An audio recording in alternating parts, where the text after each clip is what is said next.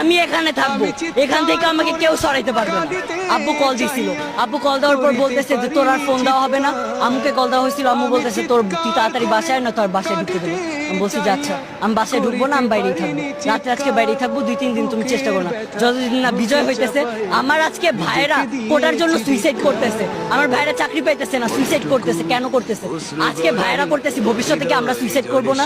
ভবিষ্যতে আমাদের আমার এই যে বোনেদের ঢাকা ইউনিভার্সিটি ইন্ডিয়ানের বোনেদের এমন ভাবে যে নির্যাতন করলো ছাত্রলীগের পোলাপাইনরা, কেন করছে?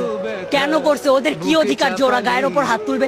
আজকে আসার আগে পুলিশ আমাদের ধরছে, ভিডিও আছে আমার কাছে, আব্বুর থেকে ফোনটাই নাম ভিডিওটা ভাইরাল করব। পুলিশে আমাদের হাত ধরছে, কেন? আমাদের গায়ে হাত দেওয়ার ওদের সাহস কিসের আছে? পুরাটা বিশ্বকে জানাই দেন, এই যুদ্ধ চলবে চলবে চলবে যতদিন না আমরা জিততেছি। আমি Tanmoy Kumar model high school খিলগাঁওয়ে এবারে 10ম শ্রেণী থেকে মানে এসএসসি দিয়ে বের হইলাম, কবি নজরুলের ফার্স্ট ইয়ারের স্টুডেন্ট, অ্যাডমিশন নিলাম।